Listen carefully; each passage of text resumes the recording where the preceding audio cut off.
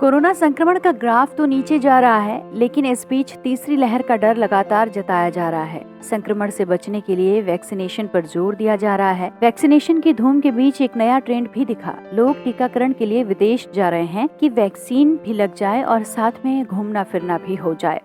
Press the bell icon and never miss a video from newsnumber.com.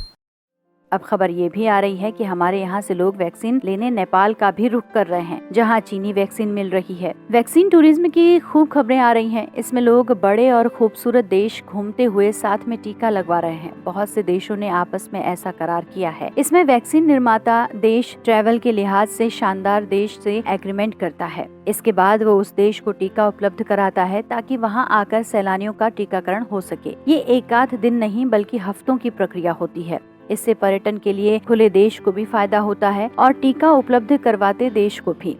लगभग 1.5 सालों से लोग बंदी और बीमारी के कहर से जूझ रहे हैं। ऐसे में विदेश घूमते हुए टीका लगवाने का ऑफर उन्हें भी लुभा रहा है। इसमें कई देश आपस में जुड़कर काम कर रहे हैं। जैसे दक्षिण अफ्रीका से लोग टीकाकरण के लिए जिम्बाब्वे जा रहे हैं, वहीं कनाडा और दक्षिण अमेरिका से लोग अमेरिका का रुख कर रहे हैं। DN एक्सप्रेस की एक रिपोर्ट के मुताबिक रूस और मालदीव भी आपस में किसी करार की प्रक्रिया में है। तो ये तो ठहरे विकसित देश, जहाँ टीकाकरण और पर्यटन साथ साथ हो पा रहा है। लेकिन इस बीच ये खबर भी आ रही है कि बहुत से भारतीय अपना देश छोड़कर टीका लेने के लिए नेपाल पहुंच रहे हैं, जहां चीनी वैक्सीन मिल रही है। बता दें कि चीनी वैक्सीन के बारे में खुद वहीं के वैज्ञानिक सवाल उठा चुके हैं कि ये उतनी प्रभावी नहीं, तो क्या वाकई भारतीय वैक्सीन लेने के लिए नेपाल पहुंच रहे हैं? इस बारे में BBC की एक रिपोर्ट में बताया गया है कि काठमांडू के अस्पतालों में लोग भारी बैग लेकर वैक्सीन लगवाने की कतार में खड़े हैं। ऐसा लगता था जैसे वो किसी हड़बड़ी में हो। बाद में पड़ताल पर पता चला कि वो वैक्सीन लेकर चीन जाना चाहते हैं। दरअसल चीन ने अपने अलावा किसी दूसरी वैक्सीन लगवाए लोगों को अपने यहाँ आने की इजाजत नहीं दी है। ऐसे में व्यापार के लिए लगातार चीन जाते लोगों के लिए मुसीबत खड़ी हो गई है। अगर वो अपने यहाँ वैक्सीन लगवाते हैं तो कोरोना से बचाव तो काफी हद तक होगा, लेकिन बिजनेस के लिए चीन के दरवाजे नहीं खुलेंगे। यही कारण है कि वो केवल व्यापार के मकसद से नेपाल जाकर चीनी वैक्सीन लगवा रहे हैं। PTI के मुताबिक नेपाल की हेल्थ मिनिस्ट्री ने ऐसी बातों को खारिज किया है कि भारत से लोग चीनी वैक्सीन लेने नेपाल आ रहे हैं। हेल्थ मिनिस्ट्री के सूचना अधिकारी के हवाले से ये बात कही गई।